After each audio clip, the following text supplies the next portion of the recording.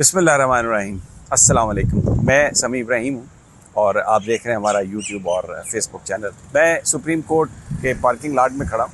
ये मेरे पीछे आप सुप्रीम कोर्ट की बिल्डिंग देख सकते हैं। ये दरख्त हैं, इसके पीछे बिल्डिंग है और सबसे अहम मुकदमा पाकिस्तान का, उसकी समाअत हो रही है। KPK असम्बली और जो पंजाब असम्बली में इलेक्शंस का मामला है वो आज समाअत हुई है। आपको मैं अपडेट दे देता हूँ। सबसे पहले तो इसमें अभी वक्फ़ा है और जो अली ज़फ़र साहब जो तहरीक इंसाफ के वकील हैं उन्होंने अपने दलाइल मुकम्मल कर लिए। अब अटॉर्नी जनरल साहब अपने दलाइल का आगाज़ करेंगे। इलेक्शन कमीशन के जो वकील हैं वो कल अपने दलाइल देंगे, इसलिए कि उन्होंने कहा कि वो कुछ अपने पेपर साथ भी लेके आए। मैं आपको अब तक जो सुप्रीम कोर्ट में जो कुछ हुआ है मैं आपको उससे आगाही दे देता हूँ। सबसे पहले तो हुकूमत की कोशिश ये थी कि किसी तरीके से ये जो मामला है इसको इल्तवा में डाला जाए और बेंच जो है उस पर कुछ इस किस्म का माहौल बने कि या तो कोई फुल कोर्ट बन जाए या इसमें कुछ किसी तरह से तातुल आ जाए, और उसके लिए इस्तेमाल किया जा रहा था जो जस्टिस मंसूर अली शाह और जमाल खान मंदोखेल के जो इजाफी नोट्स थे, जो इख्तलाफी नोट्स थे, जिनमें यह कहा गया कि ये दर हकीकत फ़ैसला जो है अब 4-3 का है, क्योंकि जो 2 जज थे वो निकल गए थे। वो सारी आपको तफसीलात मालूम है और उस बुनियाद पर ये जो क्योंकि 1 मार्च का जो फ़ैसला है वो बेसिकली वो नहीं था जो कंसिडर किया जा रहा है, तो इसलिए ये जो सारी प्रोसीडिंग्स हैं ये उन्हीं फ़ैसलों के नतीजे में आई। तो पहले उस मामले को तय किया जाए। उसके लिए ये हुआ कि सबसे पहले तो यहाँ पर आके वज़ीर कानून ने और अता तारड़ जो एडवाइज़र हैं उन्होंने आकर एक प्रेस कॉन्फ्रेंस की और इस मुद्दे को उठाया। उनका ये कहना था कि क्योंकि ये 3-4 का फ़ैसला था और अब हम इसमें गुंजाइश नहीं है ये बेंच ना सुने, ये उन्होंने समाअत शुरू होने से पहले मामला उठाया। जब समाअत शुरू हुई तो फ़ारूक एच नाइक साहब आ गए। उन्होंने कहा, बड़ी एक पैशनेट तकरीर की कि जनाब ये पॉलिटिकल पार्टीज़ को भी इसमें होना चाहिए और ये मामला इस तरीके से है, हमें भी सुनना चाहिए, पार्टी बनाना चाहिए। अटॉर्नी जनरल साहब ने 3-4 का मामला जब वो उठाया और उस पर बात करने की कोशिश की और कहा कि जनाब अब ये मामला जो है ये बिल्कुल और रुख इख्तियार कर गया क्योंकि वो अजाफी नोट आ गए हैं। इस पर चीफ़ जस्टिस साहब ने बड़े तहम्मुल से उन्हें सुना और उनसे कहा कि ये बिल्कुल डिफरेंट मामला है, वो इम्प्लीमेंट हो चुकी है जजमेंट।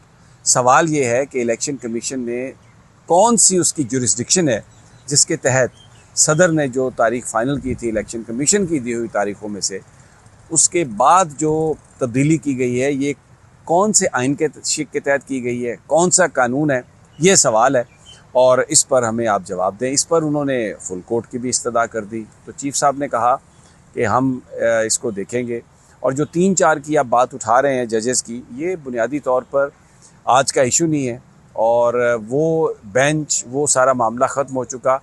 चलें, जो इशू जो थ्योरीज़ इसमें फ़्लोट की गई हैं इन इजाफी नोट्स में वो इम्पॉर्टेंट हैं और हम उसको देख लेते हैं, लेकिन किसी और वक्त पर। आज आप सिर्फ हमें इस पर इंसिस्ट करें।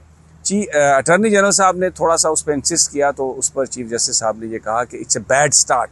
मैं बहुत मायूस हुआ हूँ क्योंकि आप जिस चीज़ की तरफ जा रहे हैं वो चीज़ इस वक्त सामने नहीं है। हम तो ये समझते हैं कि आप इस कानूनी नुक्ते पर हमें असिस्ट करेंगे अदालत को ताकि हम किसी फैसले पर पहुँचें, लेकिन आप जो कुछ कर रहे हैं इससे मैं मायूस हुआ हूँ। चीफ जस्टिस साहब की इस बात पर अटॉर्नी जनरल साहब फिर बैठ गए और अली ज़फ़र ने अपने दलाइल का आगाज़ किया।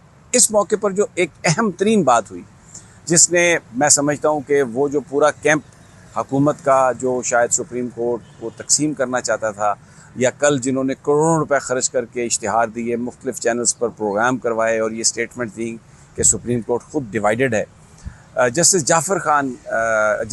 जमाल मंदोखेल ने इस मौके पर एक बात कही अटॉर्नी जनरल से कि अटॉर्नी जनरल साहब, ये जो आप 3-4 की बात कर रहे हैं ये हमारा इंटरनल इशू है सुप्रीम कोर्ट का, इससे आपका ताल्लुक़ नहीं है, इसको आप हम पर छोड़ दें, हम इसको देख लेंगे। आप ये बताइए कि ये जो सवाल है चीफ़ जस्टिस ये जो अदालत कर रही है कि क्या चीफ़ इलेक्शन कमिश्नर के पास ये इख्तियार था, क्या इलेक्शन कमीशन तारीख़ अपनी मर्ज़ी से दे सकता था?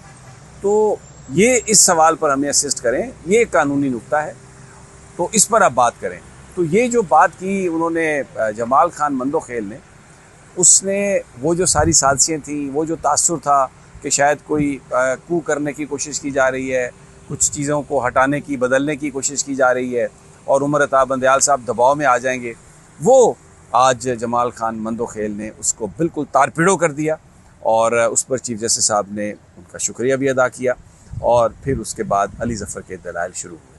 अब जो अली ज़फ़र साहब के दलाइल थे उसमें उन्होंने 3 चीज़ें जो उन्होंने जुरिस्डिक्शन के हवाले से भी बात की, फिर ये जो सामने आई बात आइन और कानून के तहत, मैं आपको आज के दलाइल के नतीजे में जो सामने आया कि जो इलेक्शन कमीशन है ये तारीख़ तो तब्दील नहीं कर सकता, लेकिन आइन की मुख्तलिफ प्रोविजंस के तहत ये इलेक्शन का जो प्रोग्राम है, इलेक्शन का जो शेड्यूल है, उसे तब्दील कर सकता। अब इलेक्शन शेड्यूल से मुराद ये है कि अगर आपने कोई तारीख़ दी है, कैंपेनिंग के लिए कोई दिन दिए हैं, नॉमिनेशन पेपर्स की तारीख़ दी है, विड्रॉल की तारीख़ दी है, फाइनल लिस्ट छापने की तारीख़ दी है, वो जो प्रोग्राम है, वो जो शेड्यूल है, उसमें तो आप तब्दीली कर सकते हैं, लेकिन इलेक्शन की जो तारीख़ है उसमें आप तब्दीली नहीं कर सकते।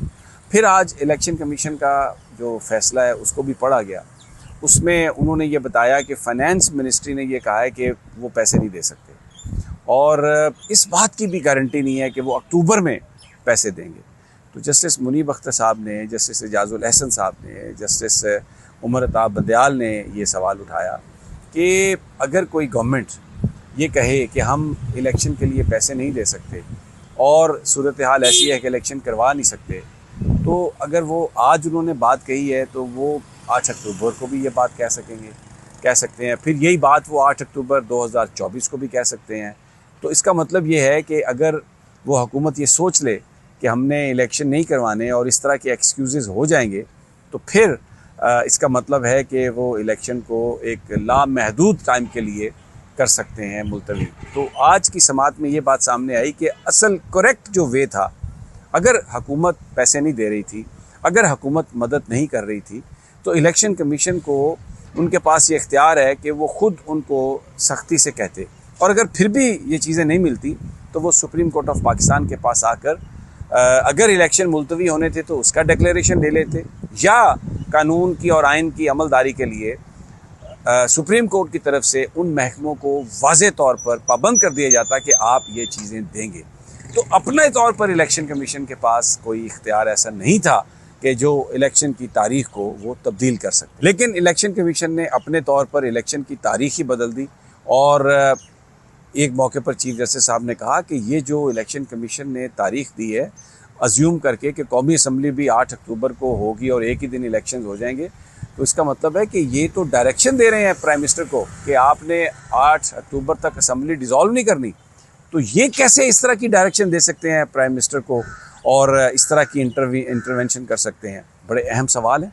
और फिर आइन जो है इस बात की इजाज़त तो देता है कि किसी वजह से कोई ताख़ीर हो जाए तो आप उसको कंडोन कर सकें, वो भी अदालत के ज़रिए, लेकिन ऐसी कोई प्रोविज़न मौजूद नहीं है कि आप एडवांस में पेशगी तौर पर उसको आप मुलतवी कर दें। तो वेरी इंटरेस्टिंग। लेकिन आज कमिटमेंट इतनी ज़्यादा है अदालत की इलेक्शन के ज़रिए कि यहाँ तक कहा चीफ जस्टिस साहब ने कि अगर पैसे नहीं हैं तो आप लोगों की तनख्वाहदार तबके की सैलरी पर कट लगा सकते हैं, क्योंकि पाकिस्तान के लोग चाहते हैं कि इलेक्शंस हों। उन्होंने कहा कि 1000 अरब रुपया इकट्ठा करती है हुकूमत एक महीने में, बल्कि इससे भी ज़्यादा, और आप सिर्फ 25 अरब रुपया इलेक्शन के लिए नहीं दे सकते। ये तो 0.000 कुछ % से भी कम है। तो लेकिन कमिटेड है इलेक्शन के लिए सुप्रीम कोर्ट। और मैं आपको एक और जो मेरी ऑब्जर्वेशन है कि कुछ डॉक्यूमेंट और तैयार किए जा रहे हैं, कुछ और चीज़ें लिखी जा रही हैं, हो सकता है कुछ और फैसले हों जो कल तक आएंगे। एक दफ़ा हुकूमत फिर अटैम्प्ट करेगी किसी तरीके से इसको ताख़ीर में ले जाए, लेकिन लग नहीं रहा ऐसा होगा। और लगता ये है कि फ़ैसला कल या परसों तक आ जाएगा। मुझे इजाज़त दीजिए, जब समाअत ख़त्म होगी फिर व्लॉग के ज़रिए आपको इत्तला दूँगा इंशाअल्लाह। तब तक इजाज़त दीजिए, अल्लाह निगहबान।